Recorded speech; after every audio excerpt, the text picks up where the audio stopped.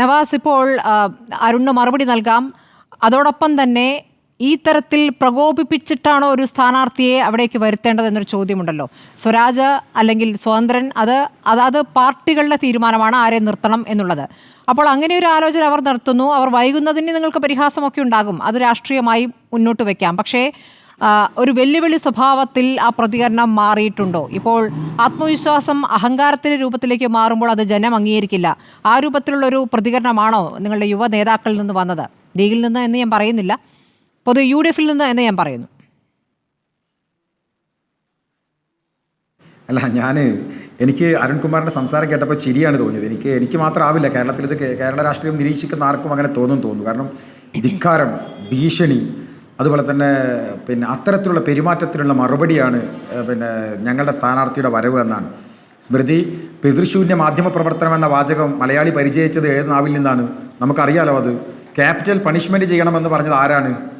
ഞങ്ങളാരെങ്കിലും ആണോ? മലയാളിക്ക് പരിചയമുണ്ട്, മലയാളം മറന്നുപോയോ? CPI-യുടെ ദിനപത്രത്തിൽ അഹങ്കാരത്തിൻ്റെ മൂർത്തിഭാവമായിട്ടുള്ള കമ്മ്യൂണിസ്റ്റ് കഴുതയാണ് എന്ന് വിളിച്ചത് ആരെയാണ്? ഞങ്ങളെയാണ്.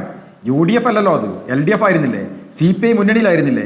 ഇവരുടെ കൂടെ ആയിരുന്നില്ലേ? അതുകൊണ്ട് ധിക്കാരം, അഹങ്കാരം എന്നൊക്കെ പറയുമ്പോൾ സ്വന്തം സ്ഥാനാർത്ഥിയുടെ മുഖത്തേക്കൊന്ന് നോക്കിയിട്ട് ഇന്നലകളിൽ നടന്നു വന്ന് പരിശോധിച്ചാൽ മതി എന്ന് അരുൺകുമാറോട് അതിനെക്കുറിച്ച് ഞങ്ങൾക്ക് പറയാനുള്ളൂ. പിന്നെ അരുൺകുമാർ വൈകാരികമായി പറയുന്നുണ്ട്, സഖാവ് കുഞ്ഞാലി 60 വർഷം മുമ്പ് അരിവാൾ ചുറ്റിക നക്ഷത്രത്തിൽ ജയിച്ചതുപോലെ ഞങ്ങൾ ഇത്തവണ ജയിക്കും. ഈ 60 വർഷത്തിനിടയിൽ അരിവാൾ ചുറ്റിക നക്ഷത്രം ഞങ്ങൾ ആരെങ്കിലും എടുത്തുകൊണ്ട് പോയതാണോ?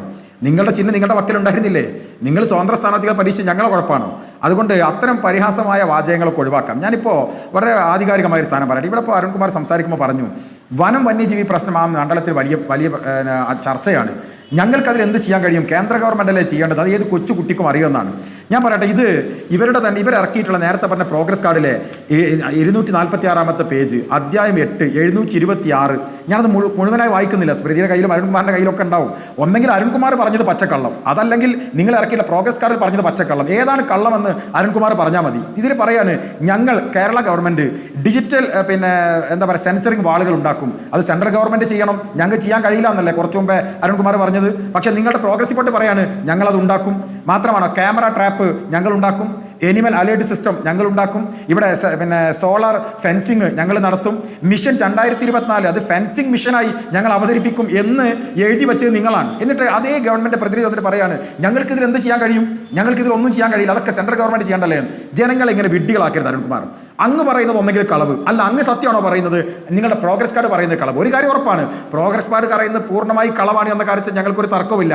അങ്ങുമായി നേരിട്ട് ഡിബേറ്റിന് അത് മാത്രം വെച്ച് ഞാൻ തയ്യാറാണ്. നിങ്ങളിതിൽ പറഞ്ഞ പല കാര്യങ്ങളും പച്ച കളവാണ് എന്നുള്ളത് കഴിഞ്ഞ ദിവസങ്ങളൊക്കെ നമ്മൾ ചർച്ച ചെയ്താണ്. അതിൽ ഏറ്റവും പ്രധാനപ്പെട്ട നിങ്ങൾ പറഞ്ഞത് കേരളത്തിലെ പോലീസിങ്ങിനെ കുറിച്ച് മലയാളിക്ക് അറിയാമെന്നാണ്. ഞങ്ങൾക്ക് അറിയാത്തൊരു കാര്യമാണ് അരുൺകുമാർ, ഒന്ന് പറഞ്ഞു തരൂ. കഴിഞ്ഞ 4-5 വർഷമായി ഞങ്ങൾ നിരന്തരമായി ചോദിച്ചുകൊണ്ടിരിക്കും. ഇന്നലെ വസീഫിനോട് ഞങ്ങൾ ചോദിച്ചു, ADGP എന്തിനാ RSSന്റെ സെക്രട്ടറി ഈ പറഞ്ഞ റാം മാധവനെ പോയി കണ്ടത്?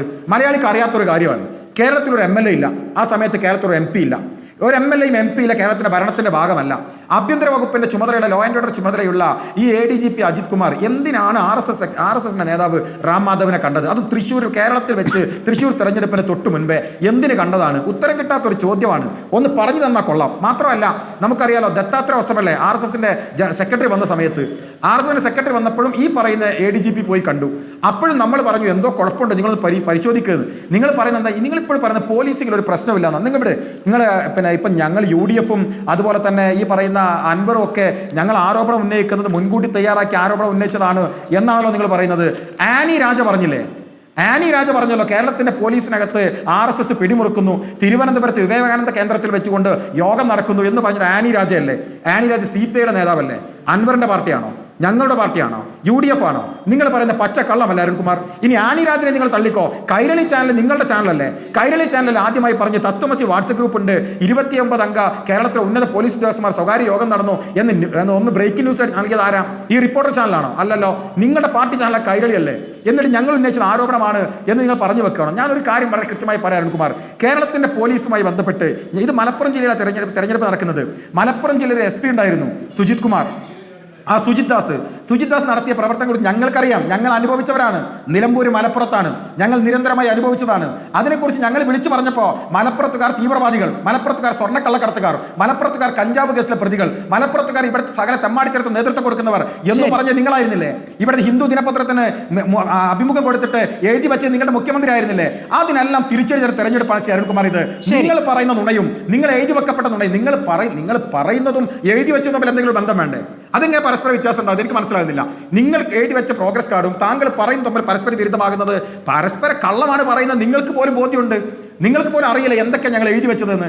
അത്രമേൽ പച്ച കള്ളം പറഞ്ഞ് ജനങ്ങളെ വഞ്ചിക്കുക. ജനങ്ങളുടെ ജീവിതാനുഭവങ്ങളാണ് ഈ തിരഞ്ഞെടുപ്പിൽ ചർച്ചയാവുക. ഞാൻ ഒരു മിനിറ്റ് കൂടി പറഞ്ഞ് അവസാനിപ്പിക്കുക സ്മൃതി. ലാസ്റ്റ് റൗണ്ട് ആണല്ലോ.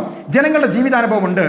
പിന്നെ ശ്രീ അരുൺകുമാർ, ജനങ്ങൾ കറണ്ട് ബില്ല് സർവ്വകാല റെക്കോർഡിലാണ്, ഇവിടുത്തെ പിന്നെ വെള്ളക്കരം സർവ്വകാല റെക്കോർഡിലാണ്, ഇവിടുത്തെ പിന്നെ പെൻഷൻ മുടങ്ങിക്കിടക്കുന്ന സാഹചര്യമുണ്ട്. നിങ്ങൾ പറയുന്ന ഈ പെൻഷൻ മാത്രമല്ലല്ലോ, തൊഴിലാളി പെൻഷൻ ഉൾപ്പെടെ മാസങ്ങളോളമായി മുടങ്ങിക്കിടക്കുന്നുണ്ട്. അത് മാത്രമാണ്, പലചരക്ക് സാധനങ്ങളുടെ വില കുത്തനെ വർദ്ധിക്കുന്നുണ്ട്. ഡീസലിനും പെട്രോളിനും കേന്ദ്ര സർക്കാരിന്റെ പിഴയിൽ ഉൾപ്പെടെ നിങ്ങളുടെ സെസ് അധികമായി വരുന്നുണ്ട്. ഇവിടുത്തെ റോഡുകൾ, നിങ്ങൾ ഈ പറയുന്ന നാഷണൽ ഹൈവേ ഒഴിവാക്ക്, PW റോഡുകളിൽ നിങ്ങളും സഞ്ചരിക്ക്. അത് അത്രയും വലിയ പ്രയാസകരമായ അവസ്ഥയിൽ നിൽക്കുന്നു. രാജ്യത്തെ പൊതുവിദ്യാഭ്യാസത്തിന്റെ ഡ്രോപ്പ് ഔട്ട് റേഷ്യോ ഏറ്റവും കൂടുതൽ നിൽക്കുന്നത് 2024 അങ്ങനെ ഓരോന്ന് വസ്തുതാപരമായി നിങ്ങൾ എടുത്ത് പരിശോധിക്കുക. ഈ ഗവൺമെന്റ്, ഞാൻ മനസ്സിലാക്കുന്നത് കേരളത്തിന്റെ ചരിത്രത്തിലെ 22 മുഖ്യമന്ത്രിമാരിൽ ഏറ്റവും പരാജിതനായ മുഖ്യമന്ത്രി പിണറായി വിജയനാണ് എന്ന കാര്യത്തിൽ ഈ കണക്കുകൾ സഹിതം, വെറുതെ ഓളം വെച്ച് പറഞ്ഞു പോകാനല്ല, കണക്കുകളും തെളിവുകളും സഹിതം തെളിയിക്കാൻ കഴിയുന്ന കാര്യമാണ്. അരുൺകുമാർ ഇവിടെ വന്ന് കളവ് പറഞ്ഞതുകൊണ്ടോ നിങ്ങൾ പ്രോഗ്രസ് കാർഡ് കാണിച്ചതുകൊണ്ടോ കാര്യമില്ല. ജനങ്ങളുടെ ജീവിതാനുഭവം വോട്ടായി മാറുമ്പോൾ അത് തിരഞ്ഞെടുപ്പുണ്ടോ?